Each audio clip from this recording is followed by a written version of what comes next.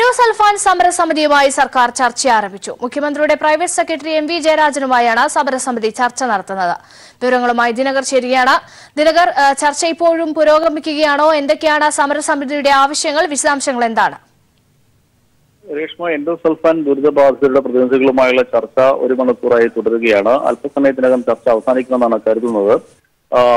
ചർച്ചയിൽ മുഖ്യമന്ത്രി അല്പസമയത്തിനകം മുഖ്യമന്ത്രിയും പങ്കാളിയാകും എന്നാണ് നമുക്ക് ഇപ്പോൾ മനസ്സിലാക്കാൻ കഴിയുന്നത്. അല്പസമയത്തിനകം മുഖ്യമന്ത്രി സെക്രട്ടേറിയറ്റിലേക്ക് എത്തും. 1905 ദുരിതബാധിതരെ കൂടി പട്ടികയിൽ ഉൾപ്പെടുത്തണം, എൻഡോസൾഫാൻ ദുരിതബാധിതരുടെ പട്ടികയിൽ ഉൾപ്പെടുത്തണം എന്ന ആവശ്യമാണ് സമരസമിതി മുന്നോട്ട് വച്ചിട്ടുള്ളത്. ഇതുമായി ബന്ധപ്പെട്ടുള്ള ചർച്ചയാണ് ഇപ്പോൾ പുരോഗമിക്കുന്നത്. എൻഡോസൾഫാൻ ദുരിതബാധിതരോട് സർക്കാരിന് അനുഭാവപൂർണമായ അനുകമ്പാപൂർണമായിട്ടുള്ള ഒരു നിലപാടാണ് ഉള്ളത്. മുഖ്യമന്ത്രി ഇപ്പോൾ എത്തിച്ചേർന്നു. അല്പസമയത്തിനകം മുഖ്യമന്ത്രിയും ചർച്ചയുടെ ഭാഗമാകും എന്നാണ് നമുക്ക് മനസ്സിലാക്കാൻ കഴിയുന്നത്. അദ്ദേഹം ഇപ്പോൾ സെക്രട്ടേറിയറ്റിൽ എത്തിയിട്ടുണ്ട്. ഒരുപക്ഷെ ഇന്ന് തന്നെ ഈ സമരം അവസാനിപ്പിക്കുന്നുള്ള നടപടികൾ സർക്കാർ കൈക്കൊള്ളും എന്ന് തന്നെയാണ് നമുക്ക് ഇപ്പോൾ മനസ്സിലാക്കാൻ കഴിയുന്നത്. അവരുടെ ആവശ്യം ഏതാണ്ട് 13 ആവശ്യങ്ങളാണ് ഇവർ മുന്നോട്ട് വെച്ചിട്ടുള്ളത്. ഈ ആവശ്യങ്ങളിൽ 12 ആവശ്യങ്ങളും അംഗീകരിക്കപ്പെട്ട് കഴിഞ്ഞിട്ടുണ്ട്. തുടർന്നുള്ള 1905 പേരെ ഉൾപ്പെടുത്തണം, അല്ലെങ്കിൽ 18 പഞ്ചായത്തുകളെ കൂടി ദുരിതബാധിത മേഖലയായി പ്രഖ്യാപിക്കണം എന്ന ആവശ്യവും ഇവർ മുന്നോട്ട് വയ്ക്കുന്നുണ്ട്. ഈ ആവശ്യത്തിന്മേലാണ് ഇപ്പോൾ ചർച്ച തുടരുന്നത്. മുഖ്യമന്ത്രിയുടെ private secretary M V Jayarajan, അതോടൊപ്പം തന്നെ ആരോഗ്യവകുപ്പ് മന്ത്രിയുടെ പ്രൈവറ്റ് സെക്രട്ടറി അഡ്വക്കേറ്റ് സന്തോഷ് തുടങ്ങിയവരാണ് ചർച്ചയിൽ ഇപ്പോൾ പങ്കെടുക്കുന്നത്. മുഖ്യമന്ത്രിയും അല്പസമയത്തിനകം ചർച്ചയിൽ പങ്കാളിയാകും. എന്തായാലും സർക്കാർ ഇതുമായി ബന്ധപ്പെട്ടുകൊണ്ട് വളരെ അനുഭവപൂർണമായിട്ടുള്ള നിലപാട് തന്നെയാണ് സ്വീകരിക്കുക എന്നാണ് നമുക്ക് സ്വീകരിക്കുന്നത് എന്ന് തന്നെയാണ് നമുക്ക് മനസ്സിലാക്കാൻ കഴിയുന്നത്. സമരം അവസാനിപ്പിക്കുന്നതിന് വേണ്ടിയുള്ള നടപടികളിലേക്ക് കടക്കുന്നു എന്ന് തന്നെയാണ് നമുക്ക് ഇപ്പോൾ മനസ്സിലാക്കാൻ കഴിയുന്നത്. ഏതാനും ഒരുപക്ഷെ അരമണിക്കൂറിനുള്ളിൽ തന്നെ ഇതുമായി ബന്ധപ്പെട്ടുള്ള തീരുമാനം പുറത്തുവരും എന്ന് തന്നെ നമുക്ക് പ്രതീക്ഷിക്കാം. എൻഡോസൾഫാൻ സമരസമിതിയുമായി സർക്കാർ ചർച്ച ആരംഭിച്ചു. മുഖ്യമന്ത്രിയുടെ പ്രൈവറ്റ് സെക്രട്ടറി എം വി ജയരാജനുമായാണ് സമരസമിതി ചർച്ച നടത്തുന്നത്. അല്പസമയത്തിനകം മുഖ്യമന്ത്രിയും ചർച്ചയിൽ എത്തിച്ചേരും. വിവരങ്ങളാണ് കെ ജി ദിനകർ നൽകിയത്. എൻഡോസൾഫാൻ ദുരിതബാധിതരുടെ പ്രശ്നങ്ങൾക്ക് പരിഹാരം കാണാൻ പരമാവധി നടപടികൾ സർക്കാർ സ്വീകരിച്ചിട്ടുണ്ടെന്നും പോരായ്മകളുണ്ടെങ്കിൽ പരിഹരിക്കുമെന്നും ആരോഗ്യമന്ത്രി കെ ശൈലജ ടീച്ചർ പറഞ്ഞു. സമരക്കാർ ഉന്നയിച്ച പല ആവശ്യങ്ങളും ഈ സർക്കാർ നടപ്പിലാക്കിക്കൊണ്ടിരിക്കുകയാണ്. ഇനിയും സമരക്കാരുമായി ചർച്ച നടത്താൻ സർക്കാർ തയ്യാറാണ്. സമരക്കാരെ താൻ അവഹേളിച്ച് സംസാരിച്ചുവെന്ന ആരോപണം വസ്തുതയ്ക്ക് നിരക്കുന്നതല്ലെന്ന് മന്ത്രി ശൈലജ ടീച്ചർ കാഞ്ഞങ്ങാട്ട് പറഞ്ഞു. ഗവൺമെന്റ് ആണെങ്കിൽ വന്നതിന് ശേഷം എൻഡോസൾഫാൻ ദുരിതബാധിതർക്ക് വേണ്ടി ഒട്ടേറെ കാര്യങ്ങൾ ചെയ്യാൻ ശ്രമിച്ചുകൊണ്ടിരിക്കുകയാണ്. ഏകദേശം 3 മണിക്കൂർ സമയം എടുത്തിട്ട് ഓരോ കാര്യവും അവർക്ക് ഇഷ്ടം പോലെ സമയം കൊടുത്ത് പറയാൻ, എന്നിട്ട് അതിൽ ഓരോ കാര്യം എടുത്തിട്ട് ചർച്ച ചെയ്യുകയാണ്. അപ്പോൾ പറഞ്ഞു വന്നപ്പോൾ അതിൽ മിക്കവാറും കാര്യങ്ങൾ ഈ ഗവൺമെന്റ് നടപ്പിലാക്കിക്കൊണ്ടിരിക്കുന്ന കാര്യങ്ങളാണ്. അത് അവരെ ബോധ്യപ്പെടുത്തി. ഞാൻ ഒരു കാര്യം പറഞ്ഞു, കുട്ടികളെ ഈ സമരമുഖത്ത് കൊണ്ടുപോയി ഇരുത്തുന്നത് ശരിയല്ല. എന്താ പറയാൻ കാരണം എന്ന് വെച്ചാൽ ഈ കുട്ടികൾ, ഇത്തരം ബുദ്ധിമുട്ടുള്ള കുട്ടികൾ വളരെ സെൻസിറ്റീവാണ്. പിന്നെ രോഗപ്രതിരോധ ശേഷിയൊക്കെ ചിലപ്പോൾ വളരെ കുറവായിരിക്കും. ഇപ്പോൾ ടൗണിൽ ധാരാളം പുകയും പൊടിയും ഒക്കെ ഉണ്ടാകുന്ന ഒരു സമയത്ത് കുറേ നേരെ ഈ കുഞ്ഞുങ്ങളെ ഇരുത്തുക എന്നുള്ളത് ഒരു ശരിയല്ലാത്ത കാര്യമാണ്. രോഗങ്ങൾ വരുന്നത് ഈ പൊടിയും പുകയും ഒക്കെ ഏൽക്കുമ്പോൾ ഒരുപാട് പ്രശ്നങ്ങൾ ഉണ്ടാകും. അതുകൊണ്ട് ആ കുട്ടികളുടെ ആരോഗ്യത്തെ കരുതി മാത്രമാണ് സമരപന്തലിൽ കുട്ടികളെ ഇങ്ങനെ ഇരുത്താൻ പാടില്ല എന്ന് പറഞ്ഞിട്ടുള്ളത്. അത് രക്ഷിതാക്കളും മനസ്സിലാക്കണം, സമരം ചെയ്യുന്നവരും മനസ്സിലാക്കണം. ആരോടും ചർച്ചയ്ക്ക് തയ്യാറാവുന്നതിന് വിരോധമില്ല. പക്ഷെ അവർ പറയുന്ന ചില സാധിക്കാത്ത കാര്യങ്ങൾ അത് വെറുതെ പറയുകയാണ്. സമരം തുടരാൻ വേണ്ടിയിട്ട് ഇങ്ങനെ സാധിക്കുന്ന മുഴുവൻ കാര്യങ്ങളും ഗവൺമെന്റ് ചെയ്യും. ഹർത്താൽ ദിനത്തിൽ നെടുമങ്ങാട് പോലീസ് സ്റ്റേഷന് നേരെ ബോംബെറിഞ്ഞ മുഖ്യപ്രതി പിടിയിൽ. RSS നേതാവ് പ്രവീണനാണ് പോലീസിന്റെ പിടിയിലായത്. ഇയാൾ നിരവധി കേസുകളിൽ പ്രതിയാണ് എന്ന് ഡിവൈഎസ്പി പറഞ്ഞു. പ്രവീണിനെ നാളെ കോടതിയിൽ ഹാജരാക്കും. ഇൻഫർമേഷൻ കിട്ടിയിട്ടുണ്ട്.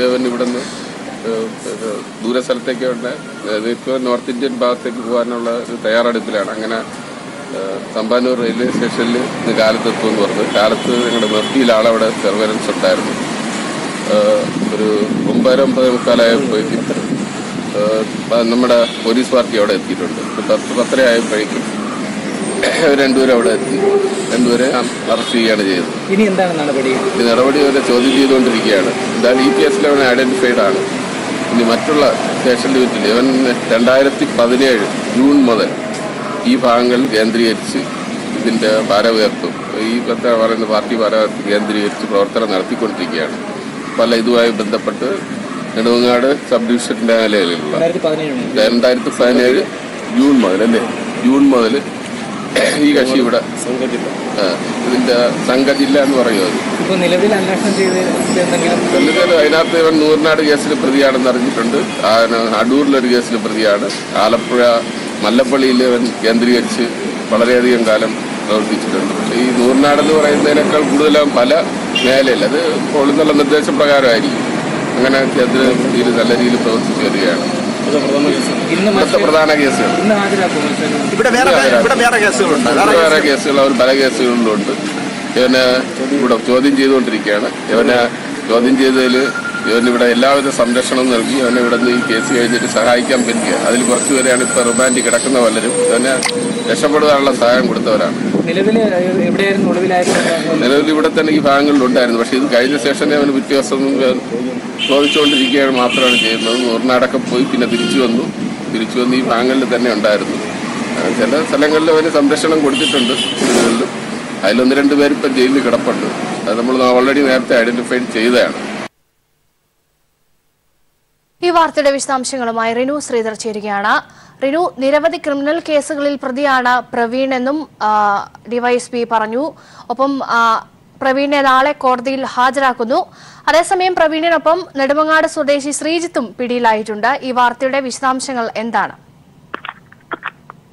രേഷ്മ, ഇന്ന് രാവിലെ 10 മണിയോടുകൂടിയാണ് തിരുവനന്തപുരം റെയിൽവേ സ്റ്റേഷനിൽ വെച്ച നെടുമങ്ങാട് പോലീസ് സ്റ്റേഷനിലേക്ക് ഹർത്താൽ ദിനത്തിൽ ബോംബെറിഞ്ഞ മുഖ്യ പ്രതിയായിട്ടുള്ള RSSന്റെ ജില്ലാ പ്രചാരകൻ കൂടിയായിട്ടുള്ള പ്രവീണിനെ പോലീസ് കസ്റ്റഡിയിൽ എടുക്കുന്നത്.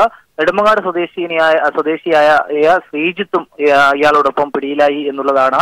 അല്പസമയം മുമ്പ് തന്നെ ഡിവൈഎസ്പി പ്രതികരിച്ച വാക്കുകളാണ് നമുക്ക് ഇപ്പോൾ കേൾക്കാൻ കഴിഞ്ഞത്. നാളെ കോടതിയിൽ പ്രവീണിനെ ഹാജരാക്കും. ഇപ്പോൾ ചോദ്യം ചെയ്യൽ നടപടികൾ പുരോഗമിച്ചുകൊണ്ടിരിക്കുന്ന ഒരു സാഹചര്യമാണ്. നിരവധി കേസുകളിലെ പ്രതിയാണ് പ്രവീൺ എന്ന് ആണ് ഡിവൈഎസ്പി പറയുന്നത്. അന്യ സംസ്ഥാനത്തേക്ക് കടക്കാൻ ശ്രമിക്കവെയാണ് റെയിൽവേ സ്റ്റേഷനിൽ നിന്ന് രഹസ്യ വിവരത്തിന്റെ അടിസ്ഥാനത്തിൽ ഷാഡോ പോലീസ് ഡിവൈഎസ്പിയുടെ നേതൃത്വത്തിലുള്ള പോലീസ് സംഘം ഇദ്ദേഹത്തിനെ അറസ്റ്റ് ചെയ്തത് എന്നുള്ളതാണ്. ശ്രീജിത്ത് ഇതേ ബോംബേർ കേസിൽ ഇദ്ദേഹത്തെ പ്രവീണിനെ സഹായിച്ച ശ്രീജിത്ത്, നെടുമങ്ങാട് സ്വദേശിയായ ശ്രീജിത്തും ഇദ്ദേഹത്തിനൊപ്പം പിടിയിലായിട്ടുണ്ട്. ബോംബേർ കേസിൽ 7 പേരെയാണ് നിലവിൽ ഇപ്പോൾ അറസ്റ്റ് ചെയ്തിരിക്കുന്നത്. പ്രവീണും ശ്രീജിത്തും ഉൾപ്പെടെ 7 പേരെ. അതേസമയം നെടുമങ്ങാട് ഹർത്താൽ ദിനത്തിൽ അക്രമം നടത്തിയ മൊത്തത്തിൽ 28 പേരെയും അറസ്റ്റ് ചെയ്തിട്ടുണ്ട് എന്നുള്ളതാണ്. അന്യ സംസ്ഥാനത്തേക്ക് ഇന്ന് രാവിലെ തിരുവനന്തപുരം റെയിൽവേ സ്റ്റേഷനിൽ നിന്ന് കടക്കാൻ ശ്രമിക്കുകയാണ് പിടിയിലായത്. അന്ന് ഈ സംഭവം നടന്നതിന് ശേഷം CCTV ദൃശ്യങ്ങൾ പുറത്തു വന്നതിന് ശേഷം ഇദ്ദേഹം നൂറിനാട്ടേക്ക് പോവുകയും മാവേലിക്കരയിലെ വീട്ടിലേക്ക് പോവുകയും അവിടെ നിന്ന് CCTV ദൃശ്യങ്ങൾ പുറത്തു വന്നതിന്റെ അടിസ്ഥാനത്തിലാണ് അവിടെ നിന്ന് തിരികെ പല സ്ഥലങ്ങളിലായി ഒളിവിൽ താമസിച്ചതിന് ശേഷം തിരിച്ച് കഴിഞ്ഞ ദിവസമാണ് നെടുമങ്ങാട് എത്തിയത്. അവിടെ നിന്ന് ഇന്ന് പുലർച്ചെ അന്യ സംസ്ഥാനത്തേക്ക് കടക്കാൻ ശ്രമിക്കുകയായിരുന്നു ഇരുവരും. ആ ഒരു രഹസ്യ വിവരം ലഭിച്ചതിന്റെ അടിസ്ഥാനത്തിലാണ് അറസ്റ്റ് എന്നാണ് ഡിവൈഎസ്പി പറഞ്ഞത്. എന്തായാലും ചോദ്യം ചെയ്യൽ നടപടികൾ പുരോഗമിക്കുകയാണ്. നാളെ രാവിലെയോടുകൂടി കോടതിയിൽ ഹാജരാക്കും. തുടർന്ന് കസ്റ്റഡിയിൽ പോലീസ് ആവശ്യപ്പെടുമെന്നുള്ളതാണ്. കൃത്യമായി ഈ ബോംബ് തയ്യാറാക്കുന്നതിന് വേണ്ടിയിട്ടുള്ള ഒരു പ്രാഗൽഭ്യം എവിടെ നിന്നാണ് പ്രവീണിന് ലഭിച്ചത് എന്നുള്ളത് കൃത്യമായി തന്നെ അന്വേഷണത്തിൽ അറിയേണ്ടതുണ്ട് എന്നുള്ളത് ഡിവൈഎസ്പി പറഞ്ഞു. അതിനു വേണ്ടിയിട്ടുള്ള ഒരു ശ്രമം പോലീസ് നടത്തുന്നുണ്ട്. എന്തായാലും അക്രമ സംഭവങ്ങളുമായി ബന്ധപ്പെട്ട് നിരവധി 28ഓളം പേരെയാണ് ഇപ്പോൾ നിലവിൽ അറസ്റ്റ് ചെയ്തിരിക്കുന്നത്. വ്യക്തമാണ് റിനു. ഹർത്താൽ ദിനത്തിൽ നെടുമങ്ങാട് പോലീസ് സ്റ്റേഷനു നേരെ ബോംബെറിഞ്ഞ മുഖ്യപ്രതി പ്രവീണിനെ നാളെ കോടതിയിൽ ഹാജരാക്കും. വിവരങ്ങളാണ് റിനു ശ്രീധർ നൽകിയത്. ലോക്സഭാ തെരഞ്ഞെടുപ്പിൽ 1 സീറ്റ് കൂടി ആവശ്യപ്പെട്ടിട്ടുണ്ടെന്ന് KM മാണി. ഇത് പരിഗണിക്കുമെന്നാണ് പ്രതീക്ഷയെന്നും മാണി. കൂടിയാലോചനകളിലൂടെ പ്രായോഗികവും രമ്യമായ പരിഹാരമുണ്ടാക്കുമെന്നും അദ്ദേഹം മാധ്യമങ്ങളോട് പ്രതികരിച്ചു. അങ്ങനെയൊക്കെ പറഞ്ഞാൽ എങ്ങനെയാണ്? 2 സീറ്റ് വേണം ഞങ്ങൾ ആവശ്യപ്പെട്ടിട്ടുണ്ട്. കൂടിയാലോചനകളിൽ കൂടി രമ്യമായ പരിഹാരം ഉണ്ടാവും.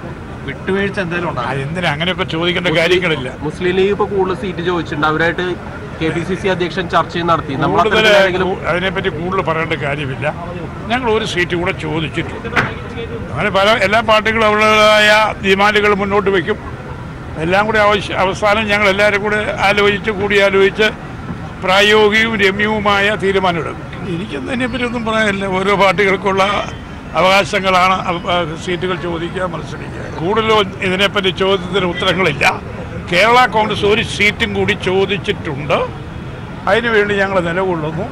അത് സാധിച്ചു കിട്ടും എന്നുള്ളതാണ് ഞങ്ങളുടെ മുന്നണിയെ പ്രതിസന്ധിയിലാക്കില്ല. ഇല്ല, അതെനിക്കൊന്നും ഞങ്ങളായിട്ടല്ല ആരാ പ്രതിസന്ധിയിലാക്കുന്നത്. അതായത് വലിയ സമ്മർദ്ദമൊന്നും ഇല്ലെന്നേ. സീറ്റ് ചോദിക്കുന്ന സമ്മർദ്ദമൊന്നും അല്ല. PJ ജോസഫ് ഭാഗത്തിന് അതൃപ്തി ഇപ്പോഴും ഉണ്ടോ സാർ? കൂടുതൽ സീറ്റ് വേണമെന്ന യൂത്ത് കോൺഗ്രസിന്റെ ആവശ്യം തള്ളി മുല്ലപ്പള്ളി. ഡീൻ കുര്യാക്കോസിനെ കുറിച്ച് അറിയില്ല. പ്രവർത്തന മികവുള്ളവർക്ക് മാത്രം പരിഗണനയെന്നും മുല്ലപ്പള്ളി പറഞ്ഞു. ഞങ്ങളുടെ മാനദണ്ഡം ആർക്കാണോ വിജയിക്കാൻ സാധിക്കുക, മികച്ച വിജയം കാഴ്ചവെക്കാൻ സാധിക്കുക സ്ഥാനാർത്ഥി, അതിലപ്പുറം മറ്റൊരു പരിഗണന തെരഞ്ഞെടുക്കില്ല. ഞാൻ ഇന്നലെ മുസ്ലിം ലീഗിന്റെ സമന്വയ നേതാക്കന്മാരെല്ലാം കണ്ടിരുന്നു. അധ്യക്ഷനെ കണ്ടു, ജനറൽ സെക്രട്ടറിയെ കണ്ടു, അഖിലേന്ത്യാ ജനറൽ സെക്രട്ടറിയെ കണ്ടു. എല്ലാവരുമായിട്ടും ഉള്ളു തുറന്ന് ചർച്ച ഉണ്ടായിരുന്നു. സത്യത്തിൽ മുസ്ലിം ലീഗ് ഈ പ്രശ്നങ്ങളിലേക്ക് ആഴ്ന്നിറങ്ങിക്കൊണ്ട് ചർച്ച നടത്തിയിട്ടില്ല. അവർ ചർച്ച നടത്താനിരിക്കുന്നു. കോൺഗ്രസ് സംബന്ധിച്ചിടത്തോളം ഘടകകക്ഷികളുമായിട്ടുള്ള ഈ സീറ്റ് ചർച്ചകളൊന്നും തന്നെ തുടങ്ങിയിട്ടില്ല. അങ്ങനെയുള്ള സാഹചര്യത്തിൽ എങ്ങനെയാണാവോ ഇത്തരമൊരു പ്രസ്താവന കൊടുക്കുമെന്ന് എനിക്കറിയില്ല. ഞാൻ പറഞ്ഞില്ല, ആരുടെയും അവകാശവാദത്തെ അല്ലെങ്കിൽ അർത്ഥത്തെ ഞാൻ ചോദ്യം ചെയ്യുന്നില്ല. അവർക്കൊക്കെ തന്നെ ദേശീയ രാഷ്ട്രീയം നന്നായിട്ട് അറിയാം. ഞങ്ങൾ ഈ കാര്യങ്ങളെക്കുറിച്ച് സംസാരിച്ചുകൊണ്ട് വളരെ രമ്യമായി ഒരു ജനാധിപത്യ സംവിധാനത്തിൽ എടുക്കാൻ പറ്റുന്ന ഏറ്റവും നല്ല തീരുമാനം ഞങ്ങളെടുക്കും. ഐക്യ ജനാധിപത്യ കക്ഷികൾ ഒരു കാലത്തും എൻ്റെ നേതൃത്വത്തിൽ കെട്ടുറപ്പോടുകൂടി മുന്നോട്ട് പോയിക്കൊണ്ടിരിക്കുകയാണ്. അതാണ് കഴിഞ്ഞ ദിവസം UDFന്റെ മീറ്റിംഗിൽ സംബന്ധിച്ചപ്പോൾ കഴിഞ്ഞ 3 മാസക്കാലമായി ഞാൻ ഇപ്പോൾ KPCC അധ്യക്ഷനായിട്ട് ആ സന്ദർഭങ്ങളിലൊക്കെ തന്നെ അവരുമായിട്ട് നടത്തിയ ആശയവിനിമയത്തിൽ അവരുമായിട്ട് നടത്തിയ എൻഡോസൾഫാൻ സമരസമിതിയുമായുള്ള ചർച്ചയ്ക്ക് ശേഷം ഇപ്പോൾ MV ജയരാജൻ മാധ്യമങ്ങളെ കാണുന്നു. തത്സമയം മെഡിക്കൽ മേഖലയിൽ വിശേഷിപ്പിക്കുന്ന ആ ലിസ്റ്റ് അതിലുള്ള മുഴുവൻ ആളെയും ഉൾപ്പെടുത്തണമെന്നതായിരുന്നു സമരസമിതിയുടെ ആവശ്യം. മറ്റാവശ്യങ്ങളെല്ലാം അനുഭാവപൂർവം സർക്കാർ പരിഗണിക്കുമെന്ന് പറഞ്ഞതാണ്. അപ്പോൾ നേരത്തെ എടുത്ത തീരുമാനത്തിന്റെ തുടർച്ചയായി ഇന്ന് മുഖ്യമന്ത്രിയുടെ സാന്നിധ്യത്തിൽ എടുത്ത തീരുമാനം 2017 മെഡിക്കൽ പരിശോധനയുടെ അടിസ്ഥാനത്തിൽ ബയോളജിക്കൽ പ്ലോസിബിൾ ലിസ്റ്റിൽ ഉൾപ്പെടുന്ന 1905 പേരിൽ അന്ന് 18 വയസ്സ് പ്രായമുണ്ടായിരുന്ന ആളുകളെ ഈ ലിസ്റ്റിൽ മെഡിക്കൽ പരിശോധനയുടെ അടിസ്ഥാനത്തിൽ ഉൾപ്പെടുത്തി എൻഡോസൾഫാൻ ആനുകൂല്യം നൽകാനുള്ള നടപടി സ്വീകരിക്കുന്നതാണ്. അന്ന് മെഡിക്കൽ സംഘം ശുപാർശ ചെയ്തവരുടെ കാര്യത്തിൽ വീണ്ടും ഒരു മെഡിക്കൽ പരിശോധന ആവശ്യമില്ല. ജില്ലാ കലക്ടറെ ഈ തീരുമാനത്തിന്റെ അടിസ്ഥാനത്തിൽ ആവശ്യമായ നടപടി എടുക്കാൻ വേണ്ടി ചുമതലപ്പെടുത്തുന്നതാണ്. ഇതാണ് ഇന്ന് കൈക്കൊണ്ട തീരുമാനം. അതിന്റെ അടിസ്ഥാനത്തിൽ സമരസമിതിയുടെ ആളുകൾ നിങ്ങളെ അഭിസംബോധന ചെയ്തുകൊണ്ട് കാര്യങ്ങൾ സംസാരിക്കും. അവർ സമരം അവസാനിപ്പിക്കാമെന്ന് പറഞ്ഞിട്ടുമുണ്ട്. MV ജയരാജൻ മാധ്യമങ്ങളെ കാണുകയായിരുന്നു. സമരസമിതിയുടെ ആവശ്യങ്ങൾ സർക്കാർ അംഗീകരിക്കാൻ തയ്യാറാണെന്ന് MV ജയരാജൻ പറഞ്ഞിരിക്കുന്നു. 2017 മുൻപ് 18 വയസ്സായ ആളുകളെ പട്ടികയിൽ ഉൾപ്പെടുത്താൻ തീരുമാനമായിട്ടുണ്ട്.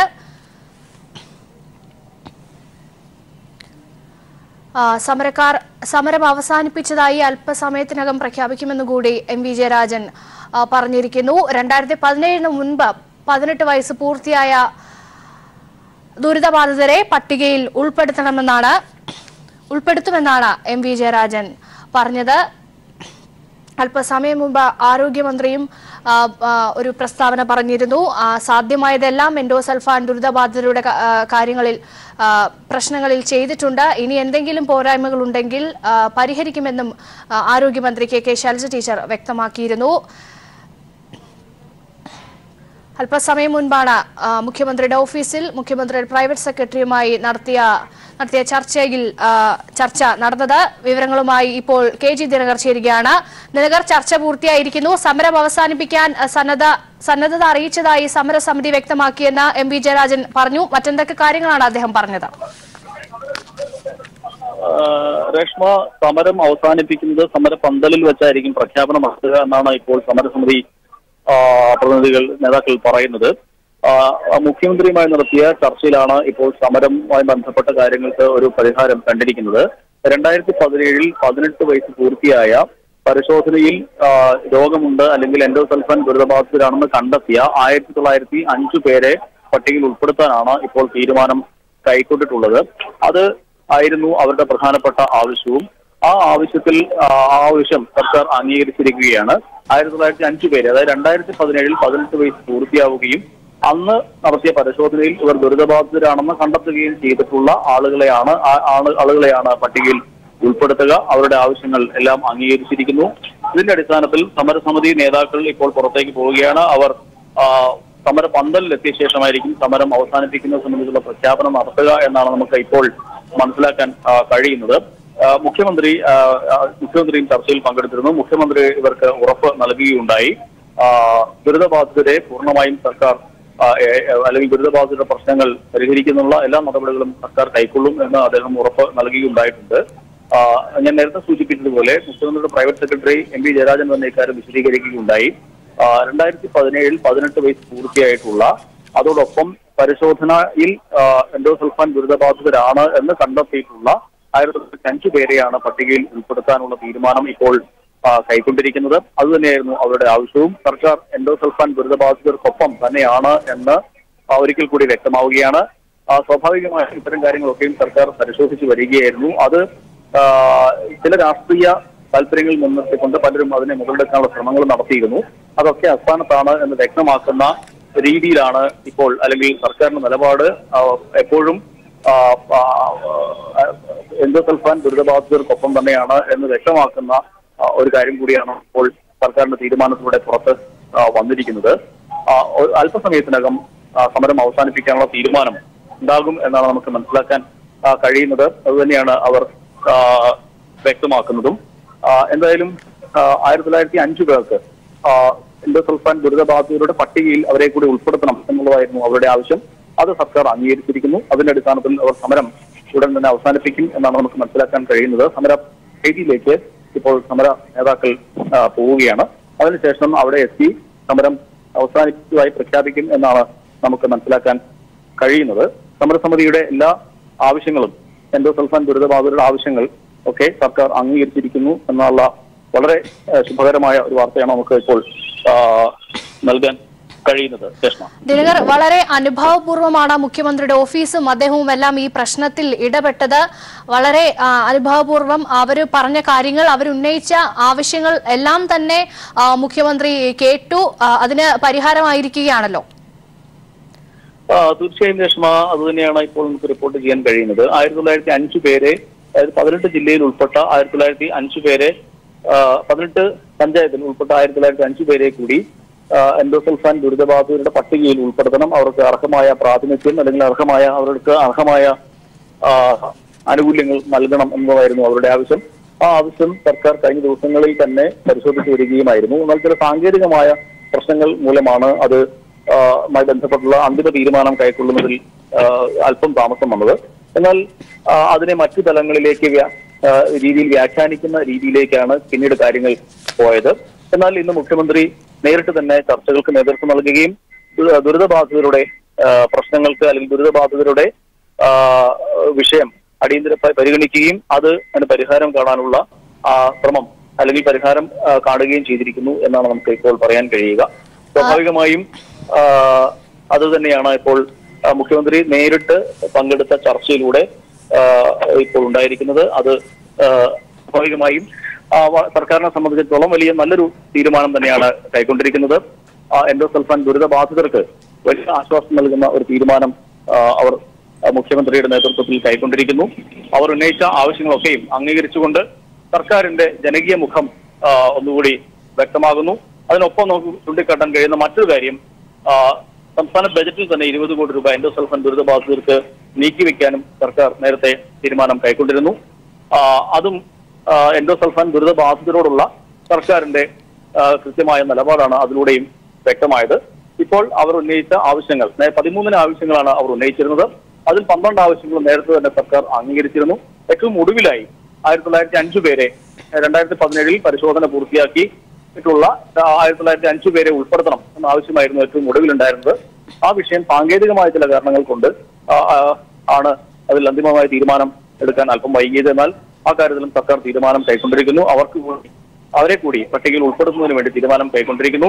2017 പരിശോധന പൂർത്തിയാക്കിയ 18 വയസ്സ് പൂർത്തിയാക്കിയ ആളുകളെയാണ് ഈ പട്ടികയിൽ ഉൾപ്പെടുത്താൻ ഇപ്പോൾ തീരുമാനിച്ചിരിക്കുന്നത്. അത് സർക്കാരിനെ സംബന്ധിച്ചിടത്തോളം വളരെ കൃത്യമായ ഒരു തീരുമാനമാണ്, ജനകീയമായ ഒരു തീരുമാനമാണ്. സ്വാഭാവികമായും വളരെ ബുദ്ധിമുട്ട് അനുഭവിക്കുന്ന നിരവധി പേരാണ് എൻഡോസൾഫാൻ ദുരിതബാധിത മേഖലയിൽ ഉള്ളത്. അവരിൽ ഏറ്റവും ദുരിതം അനുഭവിക്കുന്ന 1905 പേർക്കാണ് സർക്കാർ സഹായം നൽകുന്നതിന് വേണ്ടിയുള്ള തീരുമാനം കൈക്കൊണ്ടിരിക്കുന്നത്. ഒപ്പം ഒരുപക്ഷെ നേരത്തെ 50,000 രൂപ വരെയുള്ള ഇവരുടെ കടങ്ങൾ ദുരിതബാധിതരുടെ പട്ടികയിൽ ഉൾപ്പെട്ടിട്ടുള്ള ദുരിതബാധിതരുടെ കടങ്ങൾ എഴുതുന്നതിനൊരു തീരുമാനം കൈക്കൊണ്ടിരുന്നു. അത് 3 ലക്ഷമാക്കി ഉയർത്താനുള്ള ഒരു തീരുമാനം കൂടി ഉടൻ ഉണ്ടാകും എന്നുമാണ് നമുക്ക് മനസ്സിലാക്കാൻ ഇപ്പോൾ കഴിയുന്നത്. ദിനകർ സൂചിപ്പിച്ചതുപോലെ ഇത്തവണത്തെ സംസ്ഥാന ബജറ്റിലും വളരെ ജനകീയമായ തീരുമാനമായിരുന്നു എൻഡോസൾഫാൻ ദുരിതം അനുഭവിക്കുന്ന ജനങ്ങൾക്ക് വേണ്ടി സർക്കാർ നിലകൊണ്ടത്. അതിനൊപ്പം തന്നെ സമരക്കാരുടെ ആവശ്യങ്ങളും സർക്കാർ അനുഭാവപൂർവ്വം അവരുടെ ആവശ്യങ്ങളെല്ലാം തന്നെ പരിഗണിച്ചിരിക്കുന്നു. അതിനൊരു പരിഹാരമാകുമെന്നുള്ള ഉറപ്പ് നൽകിയിരിക്കുന്നു. ഒരുപക്ഷെ രാഷ്ട്രീയ ലക്ഷ്യം വെച്ചുള്ള ചില സംഘടനകളുടെ ആരോപണങ്ങൾക്ക് ഒരു കൃത്യമായ മറുപടി കൂടിയല്ലേ സർക്കാരിന്റെ ഭാഗത്തു നിന്നും ഉണ്ടായിരിക്കുന്നത്? രേഷ്മ, തീർച്ചയായും ഈ വിഷയത്തിൽ സംസ്ഥാന സർക്കാർ സ്വീകരിച്ചിരിക്കുന്ന നിലപാട് വളരെ ശുഭോദർക്കമാണ്. കാരണം ഒരു ജനകീയ വിഷയം അല്ലെങ്കിൽ വളരെ ദുരിതപൂർണമായ ജീവിതം നയിക്കുന്ന ആളുകളുടെ പ്രശ്നത്തിൽ കൃത്യമായി ഇടപെടുന്നു, അവരുടെ ആവശ്യങ്ങൾ അംഗീകരിക്കുന്നു, അവരെ വലിയൊരു സമരത്തിലേക്ക് തള്ളിവിടാതെ തന്നെ ആ സമരം പരിഹരിക്കുന്നതിന് വേണ്ടിയുള്ള ശക്തമായ നിലപാട് സ്വീകരിച്ചിരിക്കുന്നു. മറുവശത്ത് സമരം അല്ലെങ്കിൽ ഇത്തരക്കാരെ 4 ദിവസത്തോളം ഇത്തരം ബുദ്ധിമുട്ട് അനുഭവിക്കുന്ന ആളുകളെ സെക്രട്ടേറിയറ്റിന് മുന്നിൽ സമരത്തിലേക്ക് തള്ളിവിട്ടു എന്ന രീതിയിൽ പ്രതിപക്ഷ ആരോപണം ഉയരുന്നുണ്ട്. എന്നാൽ അത്തരം കാര്യങ്ങൾ വിശദമായി പരിശോധിക്കുന്നതിനും അത് പരിശോധിച്ച് അതിനുവേണ്ടി നടപടി സ്വീകരിക്കുന്നതിനുള്ള കേവലമായ ഒരു സമയം മാത്രമാണ് സർക്കാർ എടുത്തിട്ടുള്ളത്. അതിനപ്പുറത്തേക്ക് അവർ ഉന്നയിച്ച ആവശ്യങ്ങൾ അംഗീകരിച്ചുകൊണ്ട് ഒരു സർക്കാരിന്റെ ജനകീയ മുഖം ഒരിക്കൽ കൂടി വ്യക്തമാക്കുകയാണ് സർക്കാർ ഇവിടെ ചെയ്തിരിക്കുന്നത്. തീർത്തും ദുരിതം അനുഭവിക്കുന്ന അവർക്ക് എല്ലാവിധത്തിലുള്ള സഹായവും ചെയ്യുന്നതിന് വേണ്ടിയുള്ള നടപടികൾ സർക്കാർ കൈക്കൊണ്ടിരിക്കുന്നു എന്ന് തന്നെയാണ് ഇതിൽ നിന്ന് നമുക്ക് വ്യക്തമാകുന്നത്. അത് തന്നെയാണ് സർക്കാർ ആ നിലപാടിലൂടെ ഒരിക്കൽ കൂടി വ്യക്തമാക്കുന്നത്. വ്യക്തമാണ് ദിനകർ. എൻഡോസൾഫാൻ സമരസമിതിയുടെ സമരം അവസാനിപ്പിക്കാൻ ധാരണ. മുഖ്യമന്ത്രിയുമായി നടത്തിയ ചർച്ചയിലാണ് തീരുമാനം. 1905 പേരെ കൂടി എൻഡോസൾഫാൻ ദുരിതബാധിതരുടെ പട്ടികയിൽ ഉൾപ്പെടുത്താൻ തീരുമാനമായിരിക്കുന്നു. മുഖ്യമന്ത്രിയുടെ ഓഫീസിൽ നടത്തിയ ചർച്ചയിലാണ് തീരുമാനം. വിവരങ്ങളാണ് ദിനകർ നൽകിയത്. കേന്ദ്ര ബജറ്റിലൂടെ ബിജെപിയും രാഷ്ട്രീയ നയം പ്രഖ്യാപിച്ചതോടെ ലോക്സഭാ തെരഞ്ഞെടുപ്പ് പ്രചരണത്തിന് കളമൊരുങ്ങി. മധ്യവർഗം, കർഷകർ, തൊഴിലാളികൾ എന്നീ വിഭാഗങ്ങളെ ലക്ഷ്യമിട്ടാകും പ്രചരണമെന്ന് പ്രതിപക്ഷവും ഭരണപക്ഷവും വ്യക്തമാക്കി കഴിഞ്ഞു. ബജറ്റ് സമ്മേളനം സമാപിക്കുന്നതോടെ തെരഞ്ഞെടുപ്പ് ഗോതയിലേക്ക് രാഷ്ട്രീയ പോരാട്ടം നീങ്ങുന്ന നാളുകളാണ് ഇനി വരാൻ പോകുന്നത്. കർഷകർക്ക് പ്രതിമാസം 500 രൂപ അക്കൗണ്ടിൽ, അസംഘടിത മേഖലയ്ക്ക് പെൻഷൻ, 3 കോടി ഇടത്തരക്കാർക്ക് ആദായ നികുതി ഇളവ്, 10% സാമ്പത്തിക സംവരണം, വർഗീയത കത്തിക്കാൻ രാമക്ഷേത്ര നിർമ്മാണവും മറ്റ് പ്രഖ്യാപിത അജണ്ടകളും ബിജെപി തെരഞ്ഞെടുപ്പ് മാനിഫെസ്റ്റോ ഏറെക്കുറെ ഇക്കാര്യങ്ങളെ ചുറ്റിപ്പറ്റിയാകുമെന്ന് വ്യക്തമായിരിക്കുന്നു. മറുവശത്ത് പാവപ്പെട്ടവർക്ക് അടിസ്ഥാന വരുമാനം ഉറപ്പാക്കുമെന്ന പ്രഖ്യാപനവും റഫാൽ അഴിമതി ആരോപണവുമായി കോൺഗ്രസ്. ഇടക്കാല ബജറ്റിൽ മോദി സർക്കാർ നടത്തിയ പ്രഖ്യാപനങ്ങൾ കണ്ണിൽ പൊടിയിടലെന്ന് ഒരേ സ്വരത്തിൽ നിലപാടുമായി മറ്റ് പ്രതിപക്ഷ പാർട്ടികളും പ്രചരണത്തിന് തയ്യാർ. മോദി സർക്കാരിന്റെ ഇടക്കാല ബജറ്റ് അവതരണം പൂർത്തിയായതോടെ പാർട്ടികൾ ഉയർത്തുന്ന തെരഞ്ഞെടുപ്പ് വിഷയങ്ങൾ ഏറെക്കുറെ വ്യക്തമായി. രാജ്യത്തെ തൊഴിലില്ലായ്മ നിരക്ക് 45 വർഷത്തെ ഉയർന്ന തോതിലാണെന്ന പൂഴ്ത്തിവെച്ച കണക്കുകൾ യുവാക്കളെയും ഇടത്തരക്കാരെയും സർക്കാരിനെതിരെ തിരിക്കാൻ പ്രതിപക്ഷ പാർട്ടികൾ ആയുധമാക്കും. എന്നാൽ പാർലമെന്റിലെ പ്രഖ്യാപനങ്ങൾ മേൽക്കൈ നേടാൻ സഹായിക്കുമെന്നാണ് ബിജെപിയുടെ പ്രതീക്ഷ. ഈ വിഷയങ്ങളിലെ രാഷ്ട്രീയ ഏറ്റുമുട്ടൽ നാളെ തുടങ്ങുന്ന ബജറ്റ് ചർച്ചയോടെ കനക്കും. പാർലമെന്റ് സമ്മേളനം കഴിഞ്ഞാൽ ഉടൻ പൊതുജനമധ്യത്തിലേക്ക്.